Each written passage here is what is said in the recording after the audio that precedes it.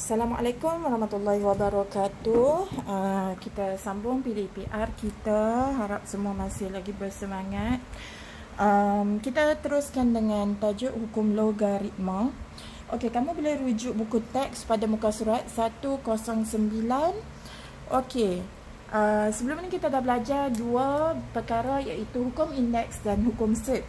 Okey, dalam hukum indeks dan hukum set, sekarang saya nak apply teruslah untuk memperkenalkan hukum logaritma.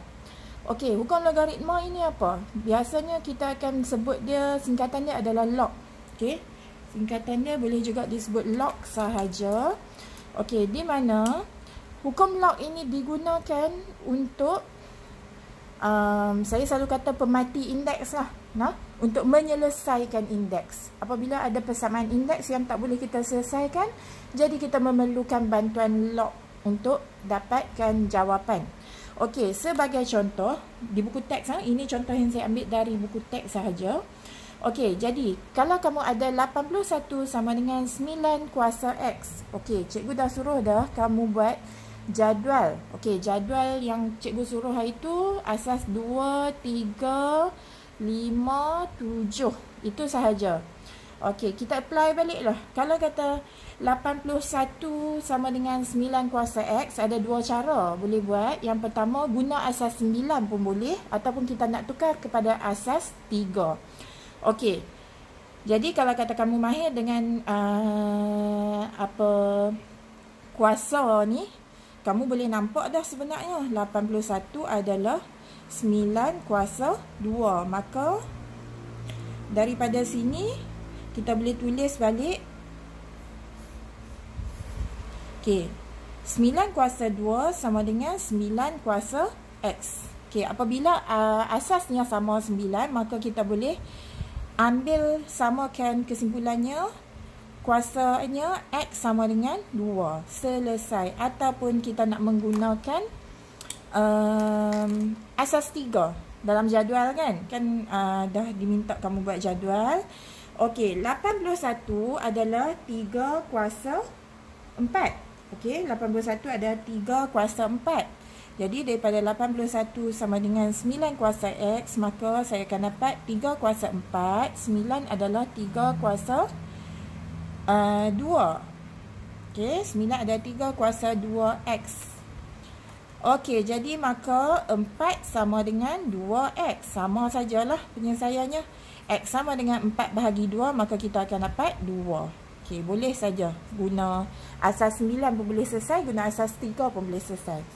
Okey, kalau kata contoh yang kedua ini, 1000 sama dengan A kuasa 3. Okey, 1000 adalah 10 kuasa 3. Sini A kuasa 3, maka A sama dengan 10. Alright. Okey, dan soalan yang soalan yang C ini 5 kuasa 3. N sama dengan 5 kuasa 3. 5 kuasa 3 adalah 125.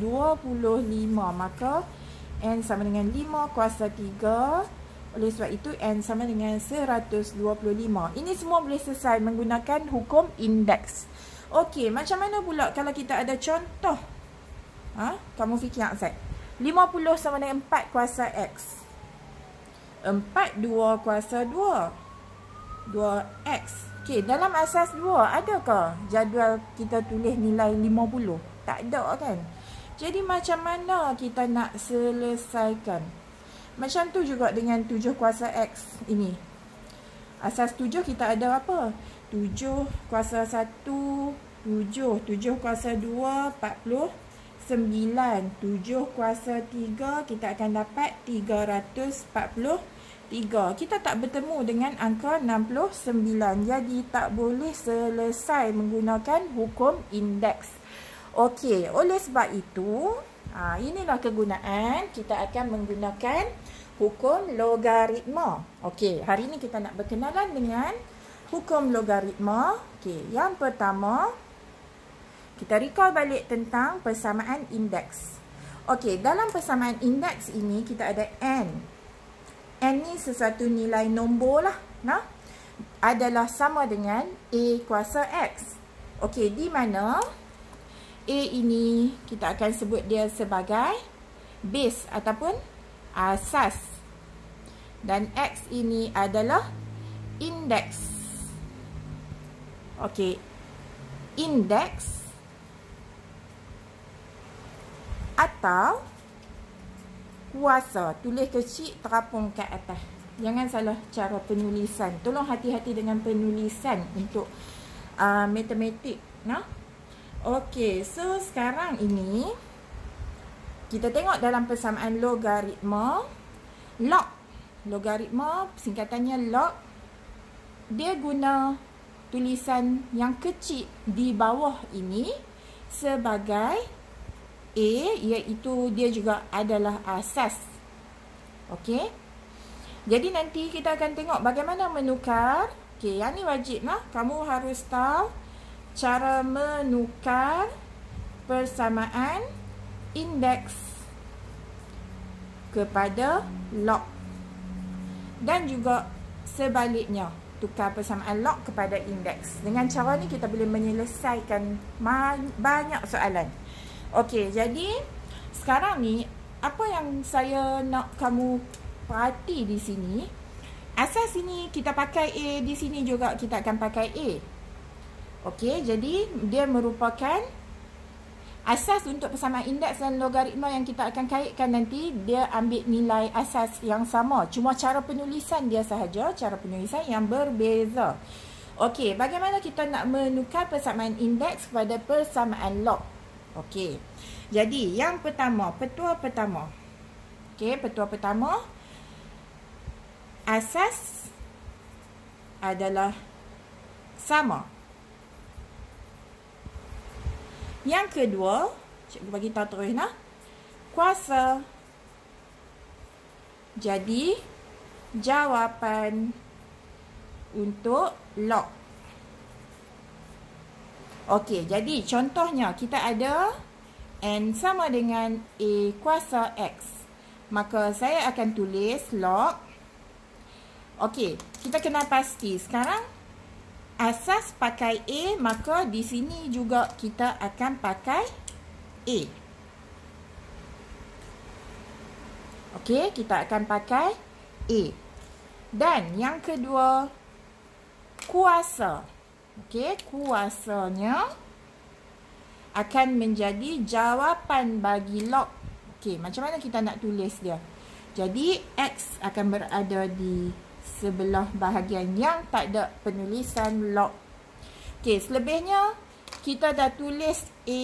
Di persamaan log itu kita dah tulis A, kita dah tulis X. Yang bakinya kita belum tulis N. Okey, jadi selesaikan N kita, letakkan di ruang yang tak ada apa-apa tu. Okey, jadi ini petua saya. Okey, petua saya. Terpulanglah kalau kamu jumpa kaedah yang kamu rasa kamu lebih faham, kamu boleh follow lebih baik, boleh teruskan. Tapi saya bagi tahu mudah saja. Asas adalah asas yang sama. Cuma asas dan penulisan indeks ditulis besar. Asas dan penulisan log ditulis kecil di tepi log. Log ni dia mesti ada asas. Asas dia adalah pelbagai number lah. Nah.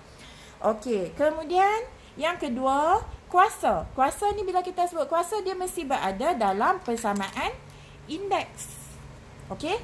Dia mesti berada dalam persamaan indeks. Kuasa menjadi jawapan bagi log. Ini yang X kita akan jadi X ini ni. Menjadi jawapan bagi log. Okey. Jadi, kita teruskan menukar persamaan indeks kepada persamaan log. Okey, saya ambil dua angka yang paling asas. Okey, iaitu A kuasa kosong. A kuasa kosong dapat berapa? Apa-apa asas kuasa kosong, maka kita akan dapat 1. Okey. Kita akan dapat 1 balik. Okey, so sekarang kita sambung. Macam mana saya nak tulis kepada penulisan log? Okey, teruskan sahaja. Jangan takut, kamu cuba log asas. Apa asas di persamaan indeks? Ini A. Okey, saya akan tulis A semula. Tulis kecil di bawah log. Okey, kuasanya kuasanya akan menjadi jawapan. Okey, jadi sama dengan kosong. Okey, sama dengan kosong. Okey, jadi apa yang kita dah tulis? A dah tulis, kosong dah tulis. Yang tak tulis lagi adalah angka 1 ini. Angka 1 ini kita belum tulis, maka letakkan di ruangan ini. Okey. So, jadi cikgu nak kenalkan terus kalkulator, penggunaan kalkulator pada kamu. Okey, lock ini button lock. Okey, cuba.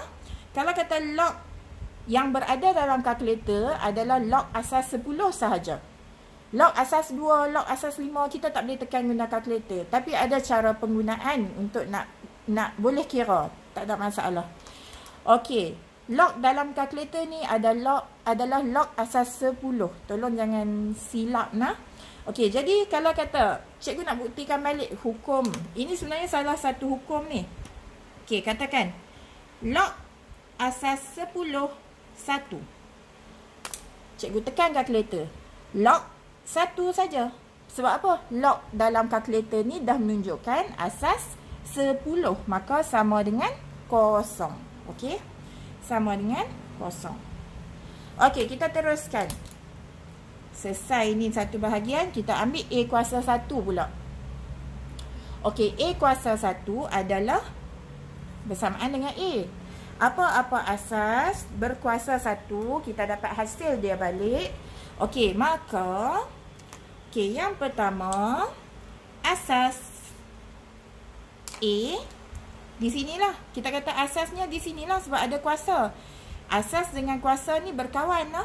Asas dengan kuasa ini adalah berkawan. Okey, jadi log. Okey, sini akan jadi kedudukan A. Wujudnya kedudukan asas A.